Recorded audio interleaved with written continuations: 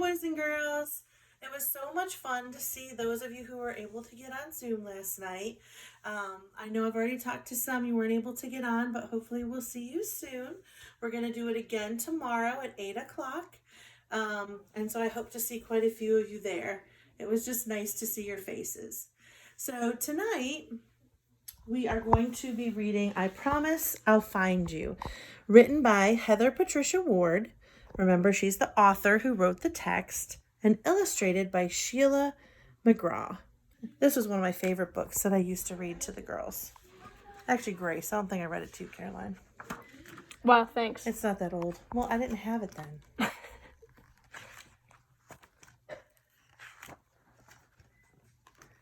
If I had a little rowboat, I'd row across the sea. I'd row, row, row, and I'd bring you back to me.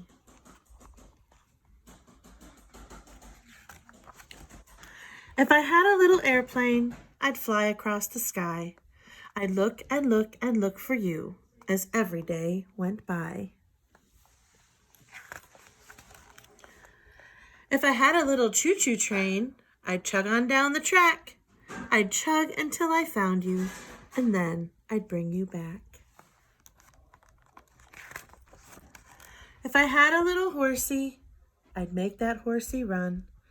He'd run and look for you until the day was done.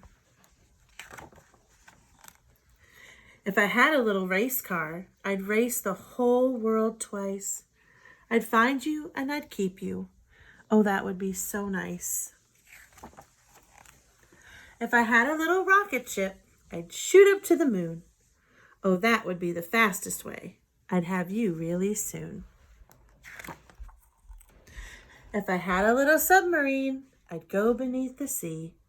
I'd scout around to find you and hold you next to me. If I had a little green balloon, I'd fly all through the air. I'd pick you up and bring you home, and you would know I care. If I had a little motorbike, I'd ride across the land. I'd find you and I'd reach for you, and you would take my hand. And if I had no other way, I'd walk or crawl or run. I'd search to the very ends of the earth for you, my precious one. So remember this, my darling, for it is very true. If ever you're apart from me, I'll search till I find you. The end. All right, well, Caroline wants to read to you tonight, too. That is so close. It's really not. So I'm going to go ahead and let her jump into the reading chair.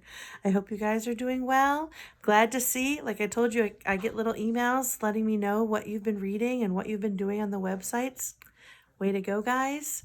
Again, not something you have to do, but lots of great opportunities and different kind of fun things to do to practice. Hopefully, I still have not heard anything about our online platform that we'll be using. I do think it's Imagine Learning, and I've been doing a little bit of research, but not quite sure like how we play into that whole thing. So don't worry. I don't know what's going on either. And we'll just keep on keeping on what we're doing. And as soon as I know something, I'll let you guys know. I love you all very, very, very much. And I miss you tons. Mwah. All right, here's Caroline.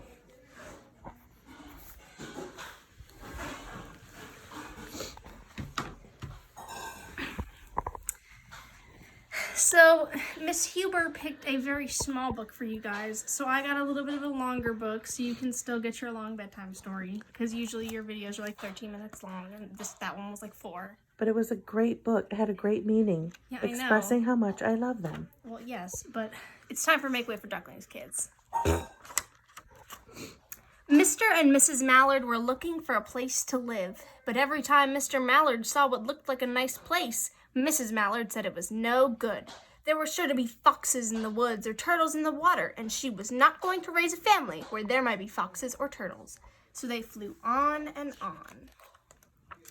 When they got to Boston, they felt too tired to fly any further. There was a nice pond in the public garden with a little island on it. The very place to spend the night, quacked Mr. Mallard. So down they flapped. Next morning, they fished for their breakfast in the mud at the bottom of the pond, but they didn't find much. Just as they were getting ready to start on their way, a strange, enormous bird came by. It was pushing a boat full of people, and there was a man sitting on its back. "Good morning," quacked Mr. Mallard, being polite. The big bird was too proud to answer. But the people on the boat threw peanuts into the water, so the Mallards followed them all around the pond and got another breakfast, better than the first. Boys and girls, I don't think you've met Harold yet. Harold, you're late for the reading. Detention. Say hi, kiddos. Someone wants petted. All right, see you later. "I like this place," said Mrs. Mallard as they climbed out on the bank and waddled along. "Why don't we build a nest and raise our ducklings right in this pond? There are no foxes and no turtles, and the people feed us peanuts. What could be better?" "Good," said Mr. Mallard, delighted that at last Mrs. Mallard had found a place that suited her. "But—" "Look out!" squawked Mrs. Mallard all of a dither. "You'll get run over." And when she got her breath, she added, "This is no place for babies, with all those horrid things rushing about. We'll have to look somewhere else." So they flew over Beacon Hill and round the State House, but there was no place there. They looked in Louisburg Square, but there was no water to swim in. Then they flew over the Charles River. "This is better," quacked Mr. Mallard. "That island looks like a nice quiet place, and it's only a little way from the public garden." "Yes," said Mrs. Mallard, remembering the peanuts. "That looks like just the right place to hatch ducklings." So they chose a cozy spot among the bushes near the water and settled down to build their nest. And only just in time, for now they were beginning to molt. All their old wing feathers started to drop out, and they would not be able to fly again until the new ones grew in. But of course they could swim, and one day they swam over to the park on the riverbank, and there they met a policeman called Michael. Michael fed them peanuts, and after that, the Mallards called on Michael every day. After Mrs. Mallard had laid 8 eggs in the nest, she couldn't go to visit Michael anymore because she had to sit on the eggs to keep them warm. She moved off the nest only to get a drink of water, or to have her lunch, or to count the eggs and make sure they were all there. One day the ducklings hatched out. First came Jack, then Cack, and then Lack, then Mack and Knack, and Whack and Peck and Quack. Mr. and Mrs. Mallard were bursting with pride. It was a great responsibility taking care of so many ducklings, and it kept them very busy. One day, Mr. Mallard decided he'd like to take a trip to see what the rest of the river was like further on. So off he set. "I'll meet you in a week in the public garden," he quacked over his shoulder. "Take good care of the ducklings." "Don't you worry," said Mrs. Mallard. "I know all about bringing up children." And she did. She taught them how to swim and dive. She taught them to walk in a line, to come when they were called, and to keep a safe distance from bikes and scooters and other things with wheels. When at last she felt perfectly satisfied with them, she said one morning, "Come along, children, follow me." Before you could wink an eyelash, Jack, Cack, Lack, Mack, Knack, Whack, Pack, and Quack fell into line just as they had been taught. Mrs. Mallard led the way into the water, and they swam behind her to the opposite bank. There they waded ashore and waddled along till they came to the highway. Mrs. Mallard stepped out to cross the road. "Honk, honk," went the horns on the speeding cars. "Quack," went Mrs. Mallard as she tumbled back again. "Quack, quack, quack, quack," went Jack, Cack, Lack, Mack, Knack, Whack, Pack, and Quack, just as loud as their little quackers could quack. The cars kept speeding by and honking, and Mrs. Mallard and the ducklings kept right on quack, quack, quacking.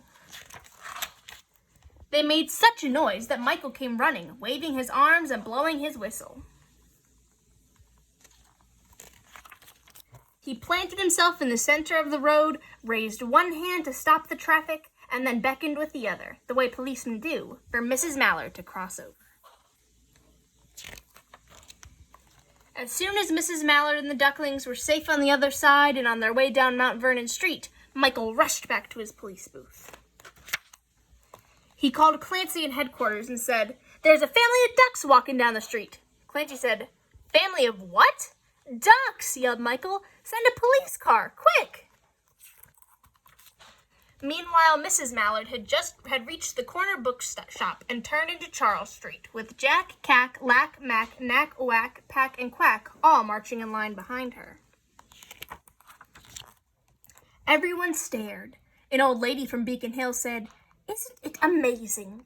And the man who swept the street said, "Well, now ain't that nice?" And when Mrs. Mallard heard them, she was so proud she tipped her nose in the air and walked along with an extra swing in her waddle. When they came to the corner of Beacon Street, there was the police car with 4 policemen that Clancy had sent from headquarters. The policemen held back the traffic so Mrs. Mallard and the ducklings could march across the street.